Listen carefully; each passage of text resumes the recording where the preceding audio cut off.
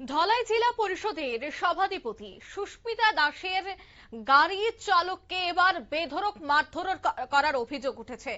জেলা সভাধিপতি সুস্মিতা দাসের গাড়ির চালককে বেধড়ক মারধর করার অভিযোগের তীর রয়েছে খোদ সুস্মিতা দাসের স্বামীর বিরুদ্ধে। এমনটাই কিন্তু অভিযোগ। জানা গেছে সুস্মিতা দাসের স্বামীর নাম বিবেক দাস এবং বিবেক দাস নাকি সেই ধলাই জেলার সভাধিপতি সুস্মিতা দাসের গাড়ির চালক শান্তি রঞ্জন দাসকে প্রাণে মারার চেষ্টা করে, এমনটাই অভিযোগ। ঘটনাটি ঘটেছে গত 22শে জুন ভগৎ সিং যুব আবাসের সামনে। দিনের বেলায় ঘটনাটি ঘটে যায়।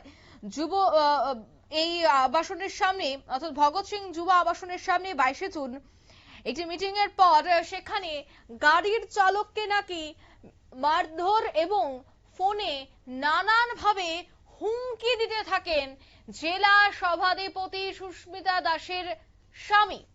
আর তারপরেই কিন্তু এবার অর্থাৎ সুস্মিতা দাসের গাড়ির চালক থানায় মামলা করেছে। গোটা অভিযোগে কিন্তু রীতিমতো তোলপাড়। গাড়ির চালকের অভিযোগ রয়েছে যে স্বামী বিবেক দাস নাকি তাকে মারধর করে, জেলা সভাধিপতির স্বামী নাকি মারধর করেছে, এমনটাই অভিযোগ করে তিনি ইতিমধ্যে প্রেস ক্লাবে একটি সাংবাদিক সম্মেলন করেছেন। আর সেই সাংবাদিক সম্মেলনে তিনি জানাচ্ছেন ইতিমধ্যে এই বিষয়ে তিনি একটি অভিযোগও দায়ের করেছেন থানায়। কি বলছেন শোনাবো একবার। শান্তিরঞ্জন দাস জেলা পরিষদে গাড়ি চালাইতেছি। আজকে কোন জেলা পরিষদের? ধলাই ডিস্ট্রিক্ট জেলা পরিষদে সুস্মিতা ম্যাডামের গাড়ি চালাইতেছি আজকে 11 মাস ধরে। গত পরশুদিন সোমবারে আগরতলায় একটা প্রোগ্রাম আসলো, ভগৎ সিং যুব আবাসে মিটিং আসলো ম্যাডামের। এখানে গাড়ি নিয়ে যায়। যাওয়ার আগে সকালবেলা বাড়িতে যাবার সময় তারা স্বামী স্ত্রী দুজনে একটু কথাকাটির ইয়ে হয়েছে, ঝগড়া হয়েছে।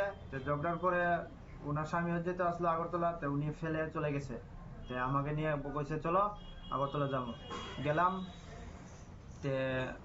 ওই তার স্বামী পরবর্তী সময়ে আমার ফোন করে হুমকি দিছে, তুই আমার ফালাই কি কারণে গেলে, তুই আমার লয়ে গেলে নাকি, এই কইয়া মানে অনেক তর্কাতর্কি হয়েছে।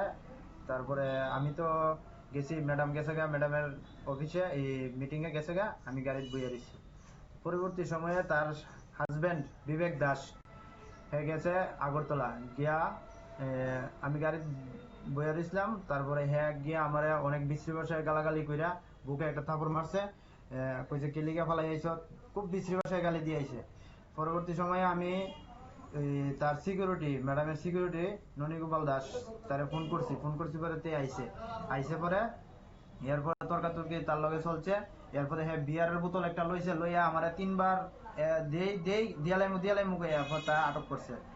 আটক করেছে এই ননীগোপাল দাস পিজি, সুস্মিতা ম্যাডামের পিজি আটক করছে।